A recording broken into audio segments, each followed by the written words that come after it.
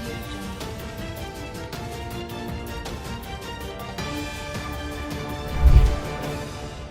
नमस्कार दोस्तों, आज बतकही चौपाल के इस नए श्रृंखला में हम लोग एक नया मुद्दा लेकर के आए हैं जो कि विगत वर्षों से काफ़ी चर्चा में रहा है और जिस पर सरकार एक सख्त रुख अपनाए हुए है।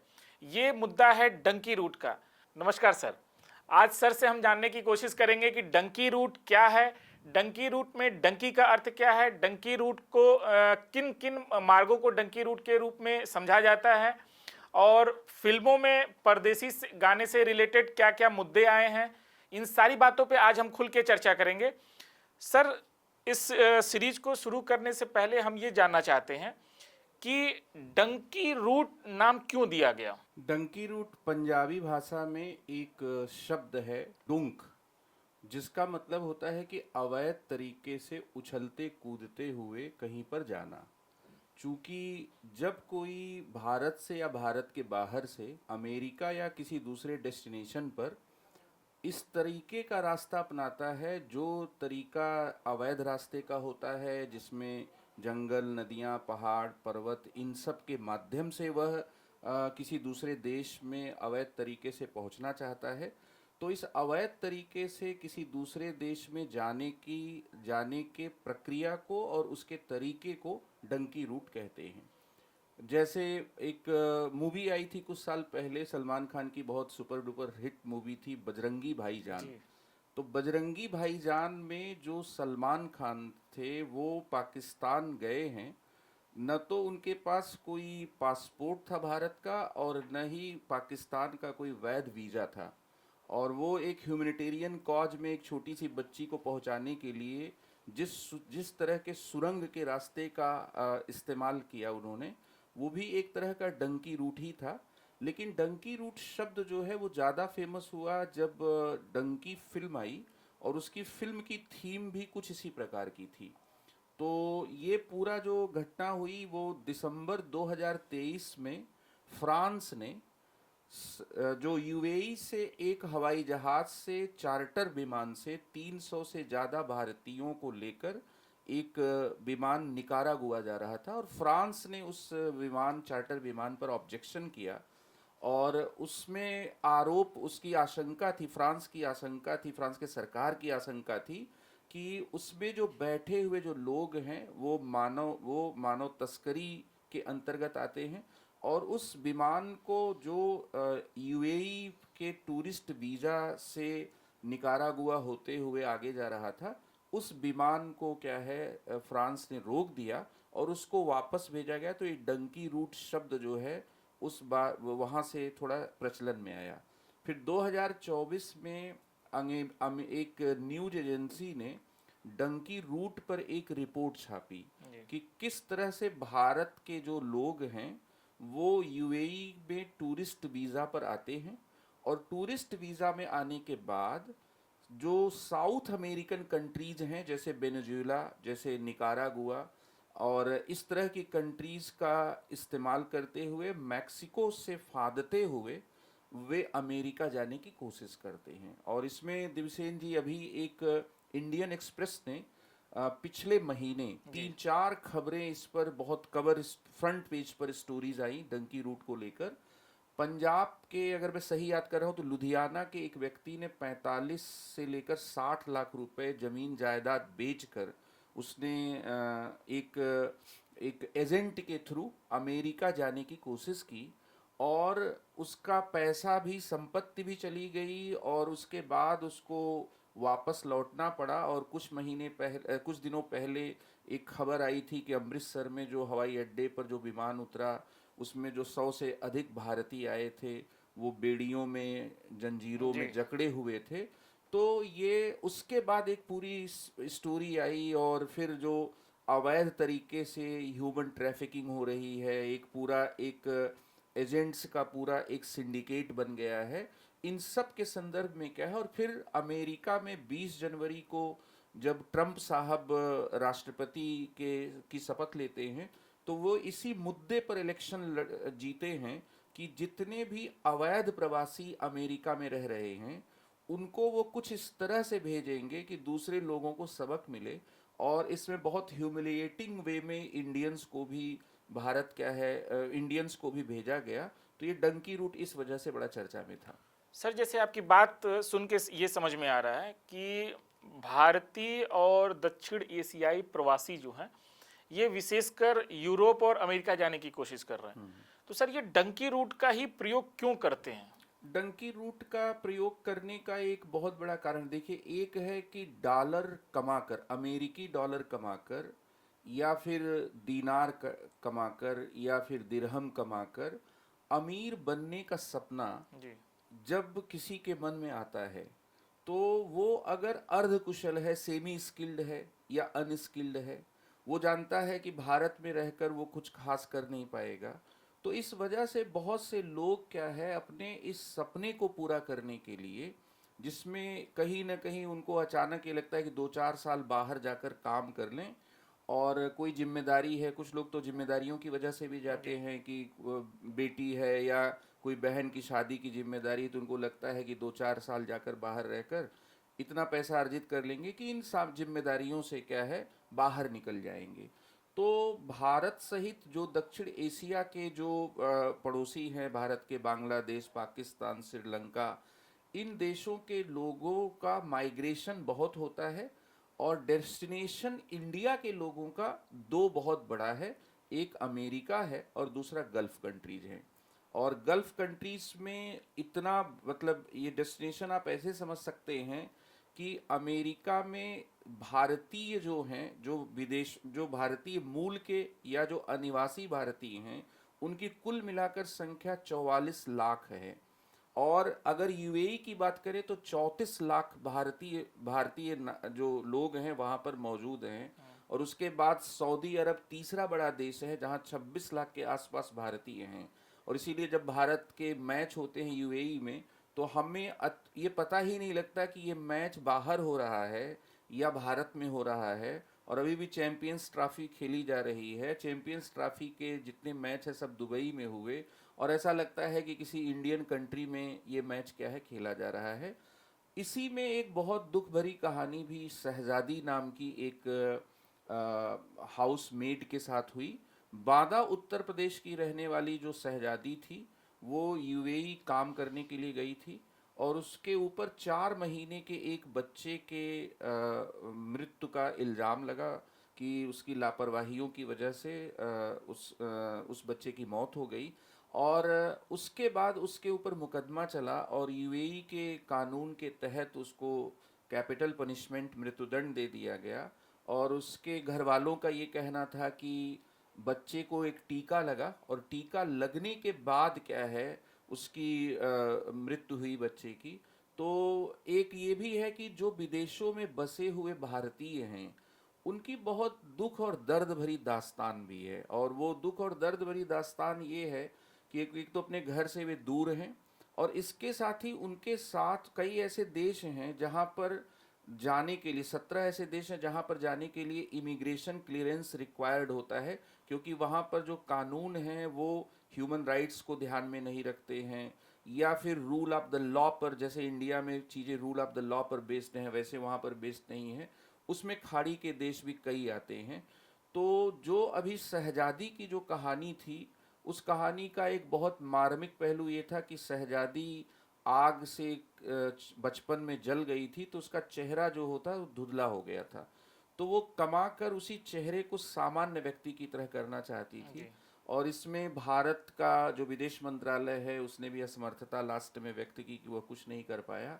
तो ये भी बहुत दुख भरी चीज़ें हैं कि बहुत सारे खतरों वाली जगह पर, या बहुत सारे ऐसे जगहों पर जहाँ पर उनको कानूनी तरीके से समानता प्राप्त नहीं है, वहाँ पर पैसा अर्जित करने के लिए जाना पड़ता है, काम करना पड़ता है।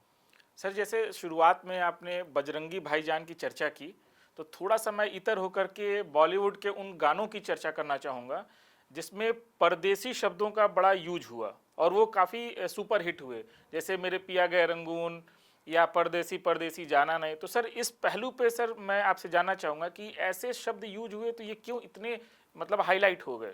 एक बहुत बड़ी स्टोरी है जो भारतीय लोग विदेशों में मौजूद हैं, चाहे वो वहाँ के नागरिक बन गए हों जी और या फिर भारत के नागरिक हैं लेकिन वहाँ पर एनआरआईज के रूप में मौजूद हैं। तो एक संजय दत्त की मूवी बनी थी नाम। जी नाम फिल्म में पंकज उदास ने एक गजल गाई थी कि चिट्ठी आई है वतन से चिट्ठी आई काफ़ी है। सुपरहिट सॉन्ग रहा। हाँ, और उसमें ऊपर तेरा नाम लिखा है, अंदर ये पैगाम लिखा जी है। और उसके बाद उस गजल में कि तेरी बीबी करती है सेवा, बचपन सूरत से लगती है बेवा, आजा उम्र बहुत छोटी है, अपने घर मिलती रोटी है। और उसके पहले राज कपूर की एक मूवी थी, उसमें गाना था आ फिर लौट चले। जी तो इसके अलावा भारत में जितने भी परदेसी शब्द वाले गाने बने, चाहे वो राजा हिंदुस्तानी में परदेसी परदेसी जाना नहीं, या फिर मोहम्मद रफ़ी का परदेसियों से न अखियां मिलाना, या किसी ज़माने में हमारे देश के लोगों का रंगून बहुत माइग्रेशन जी होता था, तो उसी थीम पर वो गाना बना था कि मेरे पिया गए रंगून, वहाँ से किया है टेलीफोन, जी तुम्हारी याद सताती है। तो वो माइग्रेशन को भी बताता है, माइग्रेशन की हिस्ट्री को भी बताता है। और जब हम लोग अपनी तैयारी कर रहे थे मुखर्जी नगर में, तो निरंकारी सम्मेलन में बहुत सारे लोग बाहर से आए थे। तो अचानक 9 बजे के आसपास हम लोगों ने एक गाना सुना, मतलब वे सामूहिक गान कर रहे थे कि पकौड़ी बिना चटनी कैसे बनी। तो जब भारतीय विदेशों में गए तो बेसन तो चला गया, सारा सामान भारतीय चला गया और पकौड़ी भी बन गई। लेकिन जब पकौड़ी बन गई उसके बाद उन्हें धनिया की चटनी की बहुत याद आई, क्योंकि धनिया की चटनी भारत से उस तरीके से जा नहीं सकती थी, या तो वहाँ धनिया पैदा किया जाए। तो ये छोटी छोटी बातें ये बताती हैं कि कितना चीज़ों को लेकर कितना दर्द रहा है, कितना सेक्रीफाइस रहा है, और किस तरह से जो विदेशों में बसे हुए भारतीय हैं या जो वहाँ पर प्रवास कर रहे हैं, वो दुनिया के सबसे बड़े डायस्पोरा का हिस्सा है। भारतीय डायस्पोरा दुनिया का सबसे बड़ा डायस्पोरा है। और उनका जो दुख दर्द है, वो दुख दर्द भी अपने देश को भी बनाने में, अपने आप को भी बनाने में, और भारत को बनाने में भी उनका दुख दर्द और उनका सेक्रीफाइस बहुत बड़ा कंट्रीब्यूटिंग का फैक्टर रहा है। सर जैसे विदेश जाने की बात हम लोग कर रहे हैं तो सर इसमें दो शब्द आते हैं जिसकी ज़रूरत पड़ती है। एक होता है पासपोर्ट, दूसरा होता है वीज़ा।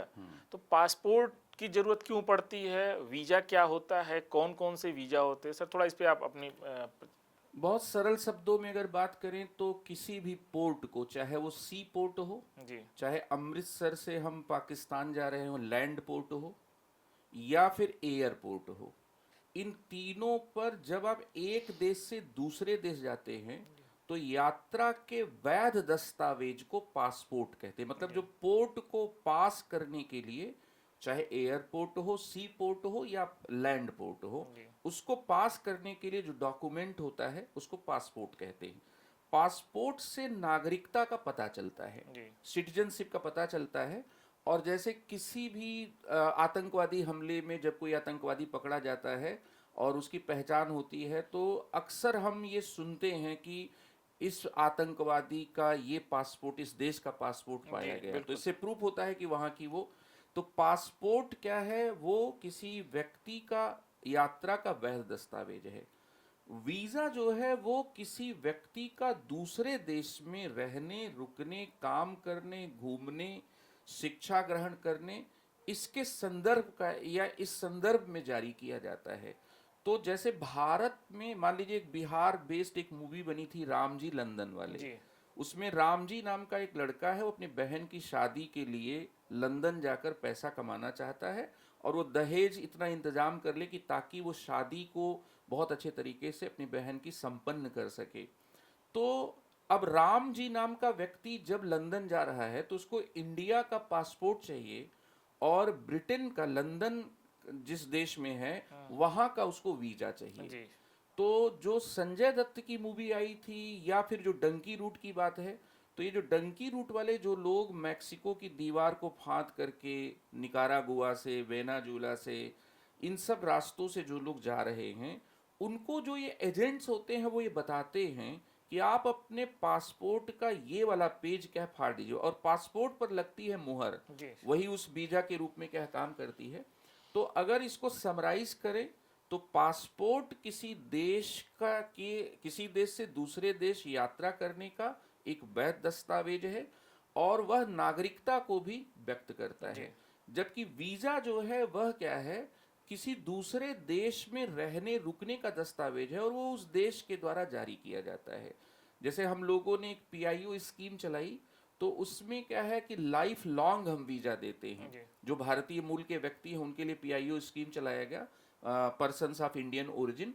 तो उसमें क्या है, एक पूरा उनको एक दूसरे व्यक्तियों की तुलना में रिलैक्सेशन दिया जाता है, विदेशियों की तुलना में एक रिलैक्सेशन दिया जी जाता है कि उनको आजीवन वीज़ा मिलेगा। इसके साथ ही उनको किसी पुलिस अधिकारी के सामने बार बार जाकर, एफआरओ के सामने या एफआरआरओ के सामने बार बार जाकर ये कहना नहीं पड़ेगा कि मैं कहीं भागा नहीं हूँ, या रजिस्टर्ड अपने आप को नहीं कराना पड़ेगा, हाजिरी नहीं लगानी पड़ेगी।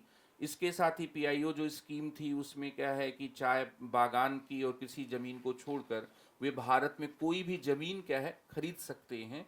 तो इस तरह से क्या है, विदेशों में रहने वाले जो भारतीय मूल के व्यक्ति थे उनको कई बार भारत आने के लिए जो वीज़ा वगैरह है उसमें कुछ अतिरिक्त सुविधाएं दे दी जाती हैं, जिससे उनको ये लगे कि हम अपने पूर्वजों के देश क्या है जा रहे हैं।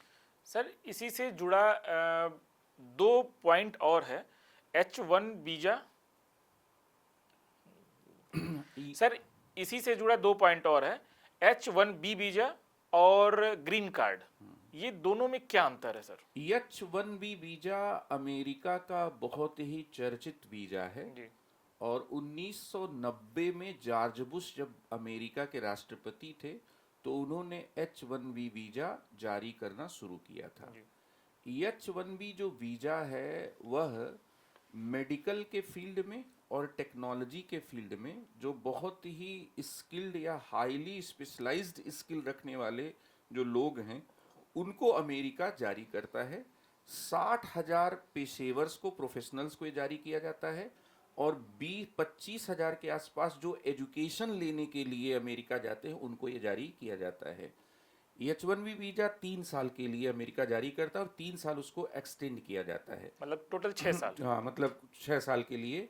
और H1B वीजा के मिलने के बाद फिर ग्रीन कार्ड होल्डर व्यक्ति बन सकता है। तो H1B वीजा और ग्रीन कार्ड होल्डर में बेसिक अंतर ये है कि जो H1B वीजा है वो एक टेम्प्रोरी क्या है, 3 से अधिकतम 6 साल का जी अमेरिका में रुकने का प्रबंध करता है। जो इस ग्रीन कार्ड है वो ज़्यादा परमानेंट, मतलब वो अस्थाई क्या है एक व्यवस्था करता है, और ग्रीन कार्ड होल्डर्स फिर अमेरिकन सिटीजनशिप की तरफ क्या है जाते हैं। तो सर क्या ग्रीन कार्ड के लिए H1B वीजा कंपलसरी है? नहीं, ऐसा जरूरी नहीं है। दरअसल ये माना जाता है कि ज़्यादातर लोग जो H1B वीजा प्राप्त करते हैं उनके लिए ग्रीन कार्ड प्राप्त करना आसान हो जाता है। अच्छा इसमें ये बात बहुत ध्यान, मतलब बहुत ज़्यादा महत्वपूर्ण है कि जो H1B वीजा है वो जब जारी किया जाता है तो जारी करने में ये जो कंपनी है वो प्रायोजन का मतलब कि वो किसी स्किल्ड या हाईली स्पेशलाइजेशन रखने वाले व्यक्ति को अपने यहाँ काम क्या है दे रही है, इस ये कहती है, तब H1B वीजा जारी होता है।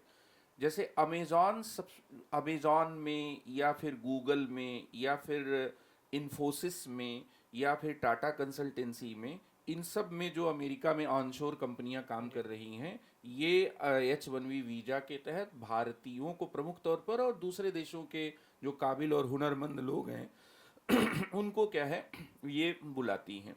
तो H1B वीजा पर ये भी इस चर्चा में आजकल इसलिए भी है क्योंकि जब ट्रम्प 1.0 रिजीम था उनका, जी तो उन्होंने H1B वीजा को लेकर बहुत ही सख्ती दिखाई थी। तो जैसे ही ट्रम्प साहब की राष्ट्रपति के पद पर ताजपोशी हुई है, वैसे ही जो H1B वीजा कार्ड होल्डर्स हैं उनको लेकर कुछ आशंकाएं, या उनकी आशंकाएं बढ़ गई हैं कि इसको लेकर ट्रम्प कहीं कोई सख्त फैसला न करें। और H1B वीजा के साथ साथ जो कुल मिलाकर 10 लाख लोग हैं जिसको H4 वीजा है, जी वो उनके परिवारों के लोग हैं और अमूमन क्या है वो उनके साथ जाकर रह रहे हैं। तो अंदेशा ये व्यक्त किया जा रहा है कि अगर ट्रंप ने कुछ बहुत बड़ा सख्त फैसला लिया तो वैसी स्थिति में H1B वीजा जो होल्डर्स हैं उनके उनके उनकी जॉब्स प्रभावित हो सकती है और उनको भारत वापस आना पड़ सकता है कुछ दशाओं में। सर जैसे अमेरिका में जो अभी ट्रम्प 2.0 का शुरुआत हुआ है, इसमें सर अवैध प्रवासियों को लेकर के मुद्दा इतना गहराया क्यों है?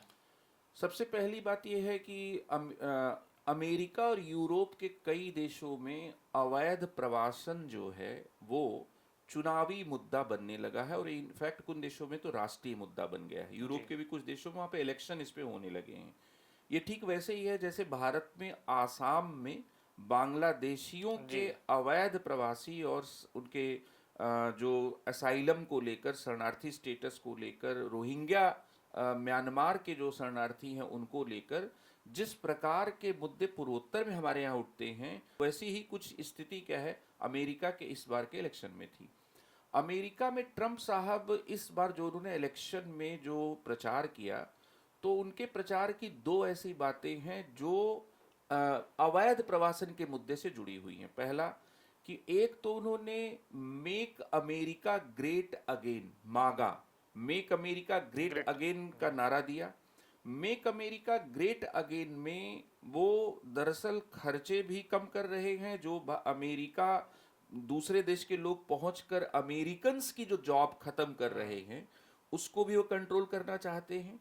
तो जो अवैध प्रवासन का एक मुद्दा तो इससे जुड़ा हो मेक अमेरिका ग्रेट अगेन से। दूसरा अमेरिका फर्स्ट की पॉलिसी कि अमेरिका और अमेरिकन्स को फर्स्ट रखा जाए, अमेरिकन्स को पहले जॉब ऑफर किया जाए, जी अमेरिकन्स प्रोडक्ट्स को पहले बाई किया जाए। तो ये जो दोनों चीजें थी उनके इलेक्शन में और उन्होंने बड़ा हार्ड स्टैंड लिया। उन्होंने ये कहा कि मैं आते ही दरअसल कुछ ऐसा सख्त कदम उठाऊंगा कि जो अवैध प्रवासी हैं उन अवैध प्रवासियों को मैं बेरंग वापस भेज दूंगा और इसमें 7,25,000 लोगों का जो भविष्य है जी वो भविष्य अधर में है। उनको उनके साथ क्या बर्ताव होगा उसको लेकर बहुत सारी आशंकाएं हैं और करीब 17,000 लोग भारत के ऐसे हैं अमेरिका में जिन्होंने सारे लीगल ऑप्शंस एक्सप्लोर कर लिए हैं अमेरिका में रहने के लिए, जी रुकने के लिए। उन्होंने सारे लीगल ऑप्शन एग्जॉस्ट कर लिए हैं, उनके पास अब कुछ भी क्या ऑप्शन नहीं है। उन्हें भी वापस लौटाने की या लौटने की आशंका व्यक्त की जा रही है। तो खतरा यहाँ पर दिव्यसेन जी तीनों पर है। अवैध प्रवासी के मुद्दे पर भारत लगभग ये अमेरिका के साथ थोड़ा सहमत हो गया है कि जो अवैध प्रवासी हैं उनमें जो एजेंट्स काम कर रहे हैं, जो एक सिंडिकेट बन गया है, जो डंकी रूट के थ्रू ह्यूमन ट्रैफिकिंग हो रही है। और लुधियाना पंजाब के उस आदमी का जो मैंने उदाहरण बताया कि 45 लाख रुपए से 60 लाख रुपया खर्च करके अमेरिका लोग जा रहे हैं जी और ऐसी सिचुएशन आ रही है कि उनको वहाँ वर्क परमिट तो मिलने की बात दूर है, उनको अवैध प्रवासी घोषित करके उनको हवाई जहाज से वापस भेजा जा रहा है, उनको बेड़ियों में जकड़ कर वापस भेजा जा रहा है। तो भारत सरकार ने यहाँ पर एक बहुत ही बैलेंस स्टैंड लिया है कि इलीगल जो इमिग्रेशन है उसमें हम अमेरिका के साथ हैं, लेकिन जो लीगली और वैलिड तरीके से H1B वीजा कार्ड होल्डर हैं या फिर जो ग्रीन कार्ड होल्डर हैं या उनके साथ जो H4 कार्ड को 10 लाख लोग होल्ड करते हैं। और अमेरिका दुनिया का ऐसा देश है जहां पर 44 लाख भारतीय हैं, 44 लाख भारतीय हैं और कमला विशेषर से लेकर वहाँ के सीनेट तक में बहुत सारे और ट्रंप की टीम में बहुत से भारतीय कई लोगों को शामिल हाँ किया बहुत भारतीय हैं और वहाँ की जो बिग टेक कंपनीज हैं उनमें इंडियंस ही लीड कर रहे हैं। तो ऐसी सिचुएशन में भारत ये चाहता है कि अमेरिका के साथ वो इलीगल इमिग्रेशन पर तो बिल्कुल है, उस सिंडिकेट को तोड़ना चाहता है। उसमें दोनों, एक तो उसका ये भी पहलू है कि कनाडा, अमेरिका और यूनाइटेड किंगडम ये तीन ऐसे देश हैं जिन्होंने सिख अलगाववाद को वहां से बैठकर इन तीनों देशों से हवा मिली है। तो भारत यहाँ पर अवैध तस्करी, मानव तस्करी को भी रोकने के पक्ष में है, इस सिंडिकेट को भी रोकने के पक्ष में जो एजेंट्स कर रहे हैं भारत में उल्टा सीधा काम, डंकी रूट के थ्रू, और इसके साथ ही भारत खालिस्तान का जो अलगाववाद है, उस अलगाववाद को विदेशी जमीन से जो हवा पानी खाद मिल रही है, भारत उसको भी रोकने के पक्ष में। तो यहाँ पर वो अमेरिका के साथ है, जो क्योंकि अभी जो यूएस इंडिया कॉम्पैक्ट जो एग्रीमेंट हुआ, उस कॉम्पैक्ट एग्रीमेंट में ये भी एक पॉइंट है, समझौता हुआ है कि भारत इसमें साथ देगा अमेरिका का। लेकिन अब ये देखने वाली बात ये है कि ट्रंप के गोल्ड कार्ड को घोषित किए जाने के बाद क्या ट्रंप H1B वीजा और जो ग्रीन कार्ड, बेसिकली जो ग्रीन कार्ड है, उसको लेकर वे क्या फैसला करते हैं। क्योंकि अब सीधे सीधे वे कह रहे हैं कि आप इतना राशि अगर खर्च करते हैं तो हम अपने देश की नागरिकता क्या है दे देंगे। तो बहुत से जो जानकार हैं अंतर्राष्ट्रीय मामलों के, उनका ये कहना है, इसमें दो मत हैं। एक मत ये कह रहा है कि ट्रंप जो है, जो उन्होंने प्रोजेक्ट 25 बनाया है, उनकी टीम ने बनाया है, उसमें वो H1B वीजा को स्क्रैप करेंगे ही करेंगे, ठीक है, और ग्रीन कार्ड को भी वैसा नहीं रहने देंगे। और इसलिए क्या है कि भारतीयों पर, मतलब 10 लाख भारतीयों पर खतरा मंडरा रहा है, वो जो परिवार वाले हैं, और 7.25 लाख के आसपास और भारतीय हैं जो इस तरह के कार्ड होल्डर और इनके इस तरीके से क्या है अमेरिका में अभी भी वहाँ पर वर्किंग में हैं।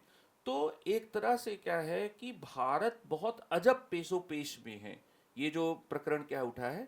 लेकिन भारत यहाँ पर ये चाहता है कि जो वैध तरीके से गए हुए लोग हैं, उनको अमेरिका कोई ऐसा कदम न उठाए जिससे उनके नौकरी रोजगार को लेकर या उनके भविष्य को लेकर कोई क्या है अनिश्चितता उत्पन्न हो। सर, अभी अमेरिका के साथ साथ आपने कनाडा की चर्चा की, तो कनाडा को लेकर के जो भारतीय परदेशियों का जो हाल है, उस पर भी कुछ बताइए हमारे व्यूअर को। कनाडा, पहली बात तो ये है कि कनाडा के कुछ शहर ऐसे हैं जहां अखबारों और मैगजीन्स में और फिल्मों में देखकर भी ये लगता है कि हम जैसे पंजाब के किसी शहर में आ गए हैं।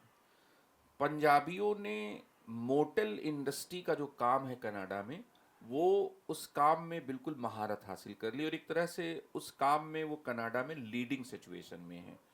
कनाडा में 16 लाख 16.8 लाख इंडियन हैं, और इंडियन जो डायस्पोरा है, डायस्पोरा जो शब्द मैं यूज कर रहा हूँ, तो डायस्पोरा ग्रीक भाषा का शब्द है जिसका मतलब होता है बीज की बुआई करना या बिखेर देना। तो जब अपने मूल देश को छोड़कर किसी दूसरे देश में लोग रहने, काम करने के लिए, शिक्षा ग्रहण करने के लिए, नौकरी के लिए चले जाते हैं अपने पूर्वजों की जमीन को छोड़कर, तो ऐसे समूह को डायस्पोरा कहते हैं। तो जो कनाडा में भारतीय प्रवासी हैं, जो भारतीय परदेशी हैं या जो डायस्पोरा है, वो बहुत डाइवर्सिफाइड है। उसमें सिख कम्युनिटी के लोग बहुत हैं, हिंदू कम्युनिटी के लोग बहुत हैं, मुस्लिम कम्युनिटी के भी लोग हैं, लेकिन सिख कम्युनिटी के लोग क्या है ज़्यादा हैं। अब कनाडा एक ऐसा देश बन गया जस्टिन ट्रूडो के समय, जस्टिन ट्रूडो कनाडा के प्रधानमंत्री, कि उन्होंने एक ऐसी पार्टी जो थी जिसका सिख जनाधार था, उसके समर्थन से सरकार वे अल्पमत की सरकार चला रहे थे, और उन्होंने उनके मुद्दों को मानना शुरू किया। तो वहाँ एक सिख अलगाववाद को हवा देने वाला एक स्थान बन गया। इसी क्रम में जो वहाँ के कुछ सिख मूवमेंट को, सिख अलगाववाद को आगे ले जाने वाले निज्जर जैसे लोग थे, उनकी हत्या भी हो गई, और उसमें भारत के ऊपर भी क्या है इल्जाम लगा। तो इसको लेकर भारत कनाडा संबंध क्या है, हाल के दिनों में बहुत ज़्यादा क्या है प्रभावित हुआ है। लगभग संबंध खराबी हो गए थे, हमारे डिप्लोमेटिक रिलेशंस एक समय बंद हो गए थे, हवाई जहाज की उड़ान तक रोक दी गई थी, और ट्रूडो ने सीधे सीधे भारत सरकार पर आक्षेप लगाया था कि भारत सरकार ने ये हत्या करवाई है। अब यहाँ पर पहली बार भारत को परदेशियों को लेकर एक अलग किस्म की चुनौती का सामना करना पड़ रहा है, और वो है कि जो भारतीय कनाडाई हैं वो बट गए हैं। सिख जो हैं, सिख भारतीय जो हैं, वो एक अलग लाइन पर जा रहे हैं, और कनाडा और ऑस्ट्रेलिया दो ऐसे देश रहे हैं जहां हिंदू मंदिरों पर भी हमले हुए। इवन हमारे प्रधानमंत्री नरेंद्र मोदी जी को ऑस्ट्रेलिया को तो ये कहना पड़ा, ऑस्ट्रेलिया और बांग्लादेश में मोदी जी ने सीधे सीधे कहा कि जो हिंदू अल्पसंख्यक हैं, उन अल्पसंख्यकों के साथ जो है, उनके धार्मिक स्थानों के साथ, स्थलों के साथ जो गलत हो रहा है उसको रोका जाए। तो ये इससे समझ में आता है कि जो हमारे परदेशी, जो इंडियन डायस्पोरा के लोग जो विदेशों में रह रहे हैं, उनको किस प्रकार की समस्याओं का सामना क्या है करना पड़ रहा है। कनाडा सिख अलगाववाद को हवा देने के लिए क्या है बहुत मशहूर हो गया। फिर लॉरेंस बिश्नोई ने क्या किया कि धमकी उमकी दी, लॉरेंस बिश्नोई को काउंटर माना जाने लगा। लॉरेंस बिश्नोई यहाँ की जेल में बंद हैं, लेकिन उनके गुर्गों ने फिर सलमान खान को किया। तो एक तरह से क्या है कि थोड़ा रिलीजियस फॉल्ट लाइंस पर भी चीजें चली गई, जो धार्मिक आधार पर भी जी ये हिंदू गैंगस्टर हैं। और देखिए कितना इतिहास को, अगर परदेशियों के इतिहास को पढ़ा जाए तो दो ऐसे परदेशी हैं जिनसे भारत का इतिहास, वर्तमान और भविष्य तीनों क्या है प्रभावित होता रहा है। महात्मा गांधी की माँ उनको विलायत में वकालत पढ़ने के लिए जाने की इच्छुक नहीं थी और जैन गुरु से वो पूछने चली गई थी। जी सोचिए एक जमाना ये था, राजा राममोहन राय की माँ ने विदेश जाने पर बायकाट कर दिया था। और वही महात्मा गांधी दक्षिण अफ्रीका गए मुकदमा लड़ने के लिए, और उन्हें दक्षिण अफ्रीका में बसे हुए भारतीयों का उन्होंने नेतृत्व किया। और उसमें जो उन्होंने आंदोलन विकसित किया, उस आंदोलन को फिर उन्होंने भारत की जमीन पर लाया। तो उसी के संदर्भ में प्रवासी भारतीय दिवस मनाया जाता है। और प्रवासी भारतीय दिवस 9 जनवरी को मनाया जाता है। तो हर साल उसी रहने के उपलक्ष्य में। तो एक गिरमिटिया आदमी, एक इंडियन डायस्पोरा का आदमी महात्मा गांधी भी थे, जिन्होंने भारत के स्वतंत्रता संघर्ष को नेतृत्व किया।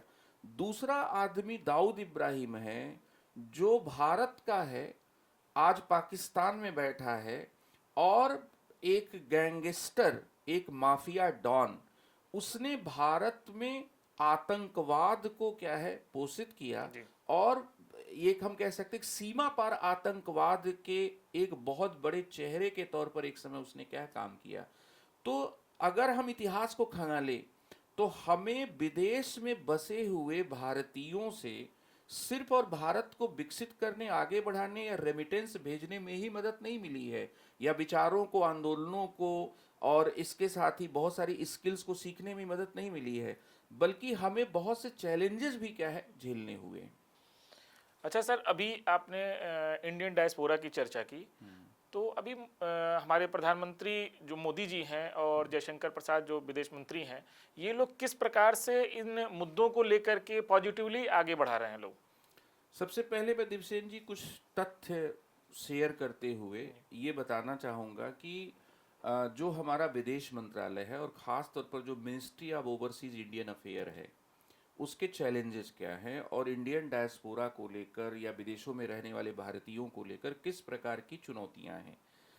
पहली बात यह है कि भारतीय डायस्पोरा अर्थात विदेशों में रहने वाले भारतीय दुनिया का सबसे बड़ा डायस्पोरा है। जी और उसके बाद मैक्सिको, उसके बाद रूस, दूसरे स्थान पर मैक्सिको है, तीसरे स्थान पर रूस है, चौथे स्थान पर चाइना है। ये 4 दुनिया के सबसे बड़े डायस्पोरा हैं। भारत के जो लोग हैं, चाहे वो भारतीय मूल के हों या फिर एनआरआईज हों, अनिवासी भारतीय, भारतीय मूल के जो व्यक्ति हैं वो भारत के कभी नागरिक रहे हैं या उनके माता पिता भारत के नागरिक रहे हैं और अभी वो विदेशी नागरिक हैं, लेकिन वे भारतीय मूल के, जैसे कमला विशेषर पीआईओ हैं, लेकिन जो प्रियंका चोपड़ा हैं वो एनआरआई हैं, क्योंकि अभी उनको वहाँ की नागरिकता क्या है नहीं मिली है। तो जो भारतीय मूल के व्यक्ति हैं और जो नॉन रेजिडेंट इंडियंस हैं, एनआरआईज हैं, उनकी कुल संख्या 4.7 करोड़ है। और ये एक रिपोर्ट आती है वर्ल्ड माइग्रेशन रिपोर्ट 2022 के तहत। आप सोचिए 4 करोड़ से ज़्यादा, लगभग अगर इसमें 30 लाख लोग और जुड़ जाएं तो लगभग 5 करोड़ लोग जो है भारत के, भारतीय मूल के या भारतीय नागरिक विदेशों में रह रहे हैं। और 10 मिलियन से ज़्यादा जो भारतीय हैं वो दुनिया के दर्जनों देशों में हैं, जैसे 44 लाख अमेरिका में हैं, फिर इसी तरह से क्या है 34 लाख के आसपास यूएई में हैं, फिर इसके साथ ही सऊदी अरब में 26 लाख के आसपास हैं। तो एक तो बहुत बड़ी क्या संख्या है।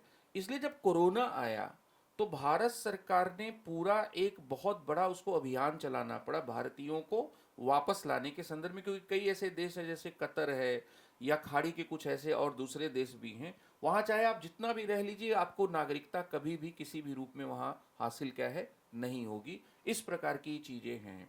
और सबसे बड़ी बात है कि हमें इन विदेशों में रहने वाले भारतीयों से एक बहुत बड़ा रेमिटेंस उत्प्रेषण प्राप्त होता है। 83 बिलियन डॉलर बाहर से भारतीयों को क्या होता है, प्राप्त होता है। और केरल जैसे राज्य, या फिर हम पंजाब की बात करें, या उत्तर प्रदेश के कुछ पॉकेट्स हैं जो एक तरह से क्या है, मनी ऑर्डर इकोनॉमी है, और वहाँ बाहर से क्या है, पैसा क्या है, आता है। अब ये जो अमेरिका का जो परिदृश्य आया, जो अमेरिका में नई जो ट्रंप की जो सरकार ट्रंप जब राष्ट्रपति बने, तो ये एक नया चैलेंज क्या है, आ गया।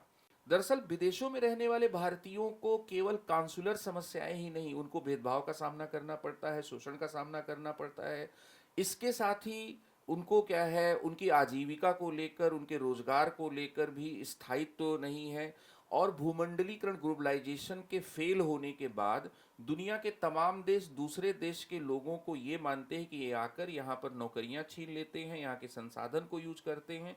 तो ऐसी स्थिति में जो विदेशों में सबसे बड़ा डायस्पोरा वाला देश होने के कारण भारत के विदेश मंत्री जयशंकर साहब और भारत के प्रधानमंत्री की जो चुनौतियां हैं, वो चुनौतियां बहुत क्या है, गहरी हैं।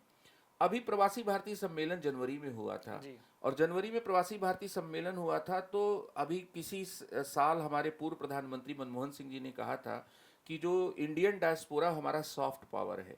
और वो सॉफ्ट पावर इसलिए है क्योंकि वो भारत के लिए दूसरे देश से संबंध बनाने के लिए बाध्य करते हैं। चाहे सिंगापुर से हमारे रिलेशन बहुत अच्छे बने, तो उस अच्छे बनने का कारण सिंगापुर में बसे हुए भारतीय हैं। अमेरिका से अगर हमारे रिलेशन अच्छे बनने का लगातार दबाव था, तो अमेरिका में बसे हुए भारतीय हैं। और जो मोदी जी ने वहाँ पर हाउडी मोदी प्रोग्राम किया था, उससे ये दिख गया था कि भारतीय कितने वहाँ पर महत्वपूर्ण या अहम भूमिका में हैं। फिर इसी तरह से ऑस्ट्रेलिया में भी जब मोदी जी गए थे, तो वहाँ के प्रधानमंत्री ने कहा था कि मोदी इज़ द बॉस। और बसों से, हवाई जहाज़ से लोग, कितनी संख्या आई थी भारतीयों की, तो ऐसा लगा कि ऑस्ट्रेलिया, मिनी ऑस्ट्रेलिया जो है वो मिनी भारत जैसा हो गया है।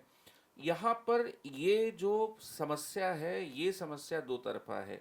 एक समस्या तो ये है कि उनके साथ जो भेदभाव, शोषण, शहजादी जैसी जो घटनाएं हो रही हैं, उनको कैसे रोका जाए। दूसरा उनके रोजगार, आजीविका का मुद्दा है।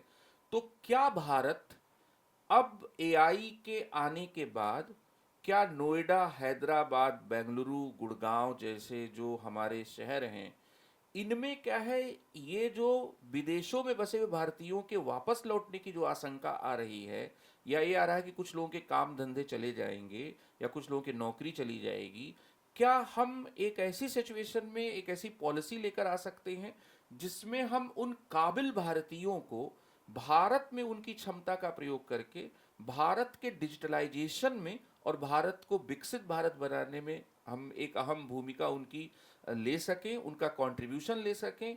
अब यहाँ पर लोग कह रहे हैं कि गवर्नमेंट ऑफ इंडिया को इस पर भी सोचना चाहिए। ये कहा जा रहा है कि कुछ न कुछ रिवर्स तो लगना तय है, कुछ न कुछ लोगों का लौटना तय है अमेरिका से, इस बात में कोई शक नहीं है।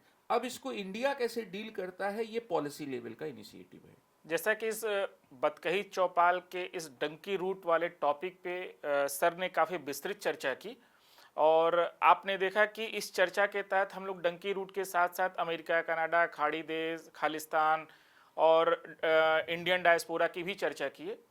और इन सारी चर्चाओं से जो एक निष्कर्ष निकला, उस निष्कर्ष को लेकर के हमारी पूरी टीम की तरफ से आपके लिए एक संदेश है कि ये डंकी रूट काफ़ी रिस्की है, इनलीगल है, और इसमें आपके शोषण होने की संभावनाएं ज़्यादा हैं, जान जोखिम में पड़ सकती है।